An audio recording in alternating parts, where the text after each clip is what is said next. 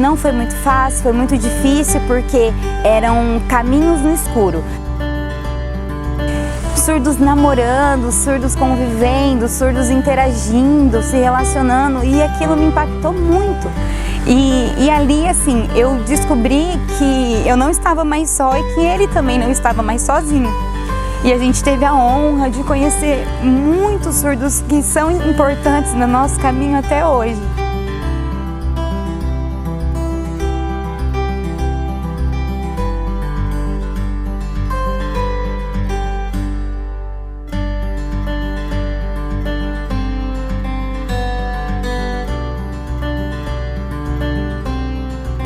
Olá, meu nome é Camila, eu sou mãe do Kaique, né? O Kaique é surdo e o Kaique hoje ele está com 13 anos. Vou partilhar com vocês um pouquinho da nossa vivência, né? Nossa experiência. Engravidei do Kaique aos 17 anos de idade e foi uma situação bem difícil, bem complicada. Nós morávamos em Martinópolis, né? Eu era de São Paulo, mas vim bem pequenininha para Martinópolis morar com os meus avós e tive aquela educação bem fechada, né? Sem muito diálogo, sem muita estruturação nesse sentido de conversa mesmo, né? De orientação. Então, aos 17 anos, me vi mãe e não foi uma situação fácil. Eu havia acabado de passar no vestibular, estava concluindo, né, o ensino médio e passado em 3 faculdades, faculdade fora, onde eu queria muito cursar, mas eu tive que repensar em todos os meus planos, em toda a minha trajetória. Não foi um processo fácil, foi um processo muito difícil, no qual eu tive que enfrentar várias situações, ao ter que enfrentar, né, assim, a sociedade, os amigos, mas principalmente a fase mais difícil foi a interação com a família, porque quando eu contei para minha avó, ela teve muita resistência, houve muita rejeição assim da parte dela. Ela não aceitava aquela situação por ter uma cabeça bem antiga, né, por não conseguir se ver nisso, né, e ter uma responsabilidade com uma neta e ter que falar isso para os meus pais. Então, assim, no extremo do desespero, muitas foram as falas, né? As falas de você não vai ficar com essa criança, você não pode continuar com esse filho, pensamentos de aborto, pensamentos de doação. Foi muito difícil, foi um caminho muito doloroso realmente. E só que em nenhum momento, nunca passou pela minha cabeça ter que abrir mão do meu filho, de qualquer maneira que fosse. Nunca me imaginei nessa situação. E então, até que, né, assim, aos poucos a gestação foi acontecendo, a barriga foi aparecendo e a gente teve que assumir as responsabilidades para a família e para todo mundo. Não foi fácil, foi muito doloroso, só que desistir não era o caminho que passava assim, de nenhuma maneira na minha cabeça. Até que então, né, sentamos em família, conversamos, fui embora, fui para São Paulo, para casa dos meus pais, mas foi uma experiência muito forte para mim, muito marcante, porque meu avô falou que era para eu voltar. A pessoa mais rígida foi a pessoa que mais me deu acolhimento naquele momento, porque o meu lugar era aqui do lado dele, junto com o meu filho, junto com a minha família, que eu ia continuar, ia trabalhar, ia estudar e eles iam me ajudar no que fosse possível. E aí veio o nascimento do Kaique. Kaique nasceu prematurinho, prematuro extremo. Ele nasceu com 25 semanas, 3 dias, 4 dias.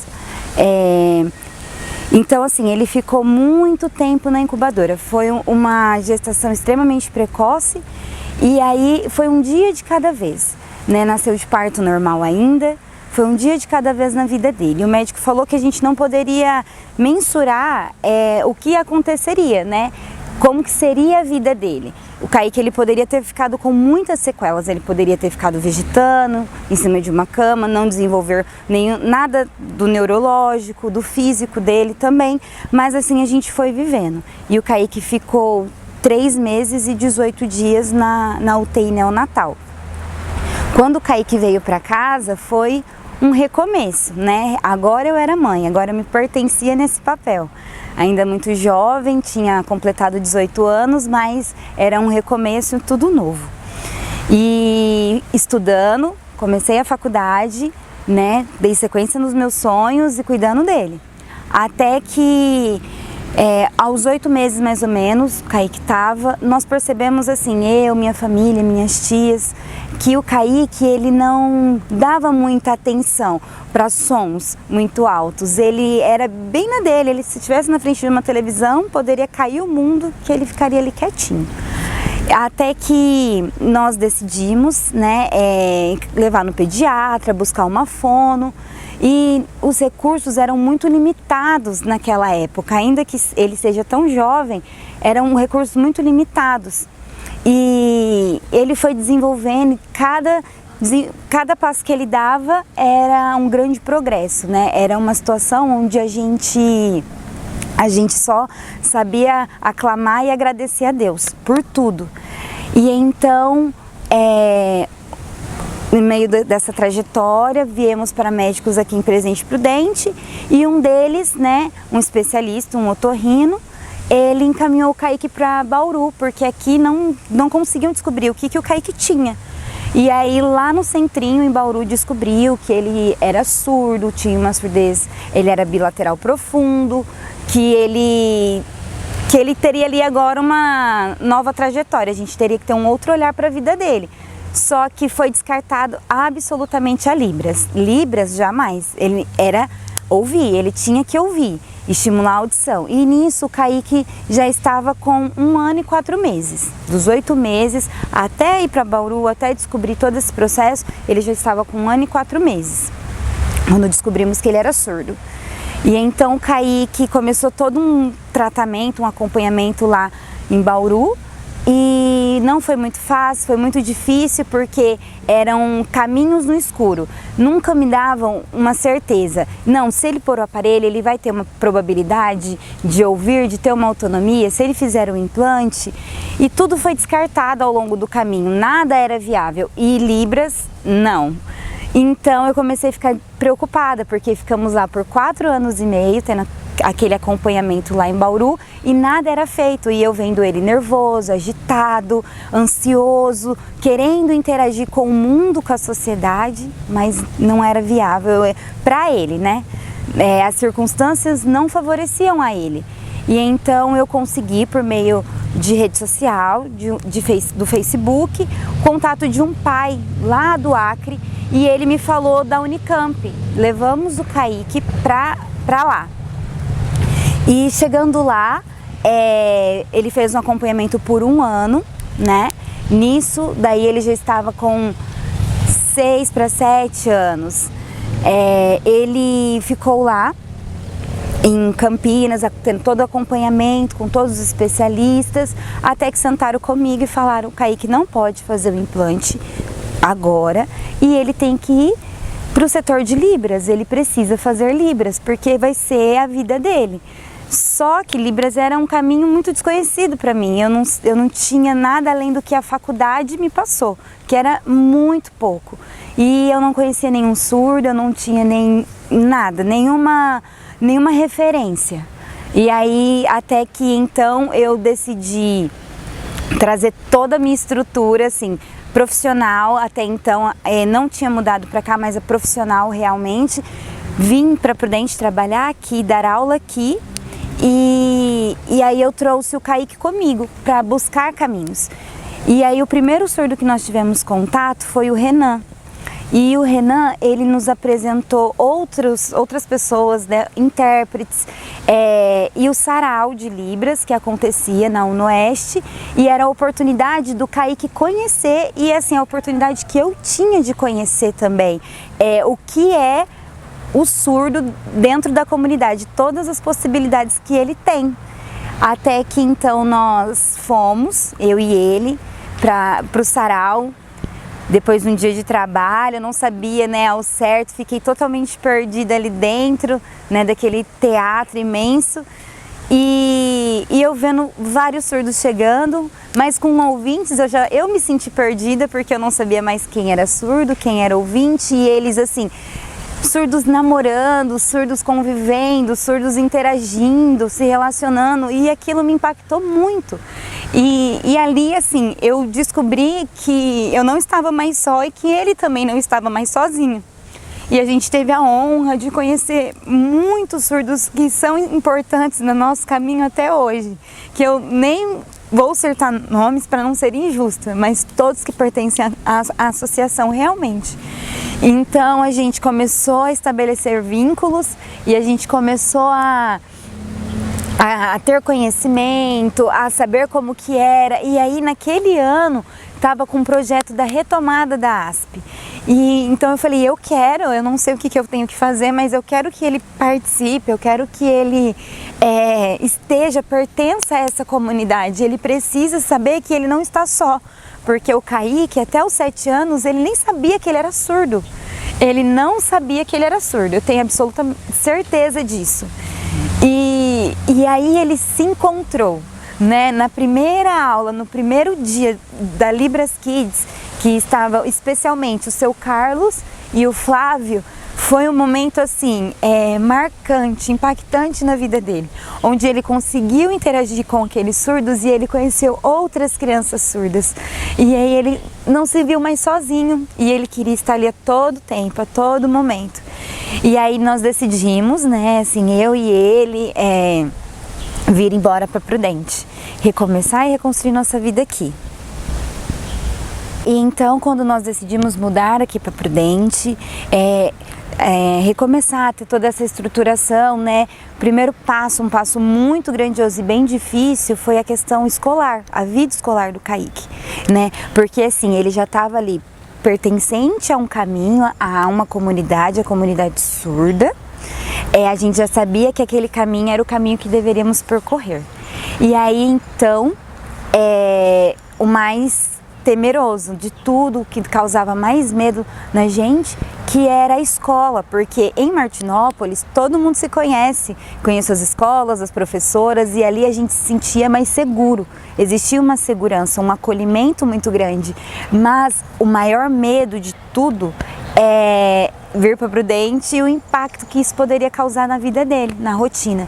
Só que o Kaique, ele é o real significado da palavra amor. Ele é uma pessoa que ele se faz pertencer a qualquer situação que ele esteja. Ele se adapta em qualquer lugar. Então, ele do jeito dele, com a forma dele, carinhosa de ser, amoroso, ele foi conquistando um espaço, ele foi conquistando a escola, ele foi conquistando os amigos, e ali a gente começou a construir muitos vínculos. Só que era uma escola particular e aí muitas regras não eram assim pertinentes, né, a ele. Então muitas conquistas só se dava no sistema público. Então eu falei, então tudo bem, né? Eu vou para a escola pública, vou procurar referência. Fui até, né, a Secretaria Municipal de Educação, a SEDUC, conversei com os surdos que eu tinha um pouco mais de intimidade até então. E aí eu conversei com algumas pessoas, tinha professoras minhas que trabalhavam dentro da SEDUC, conversei com elas. E elas me indicaram uma escola, que era uma escola do próprio bairro, uma escola nova, o bairro onde eu moro. Uma escola pequena que o Kaique poderia estar mais seguro ali, né? Não era uma escola tão grande. E então ele começou a estudar ali no ano seguinte. E a luta foi ter um profissional que pudesse acompanhar o Kaique além do professor, né? Ter um intérprete, ter um interlocutor, como na verdade o município chama. O município fala interlocutor. E ele teria que ter esse profissional, só que aí os dias foram passando, os meses foram passando e a gente não via isso. E eu tinha que sempre me posicionar. Sempre eu tinha que ir lá e me posicionar.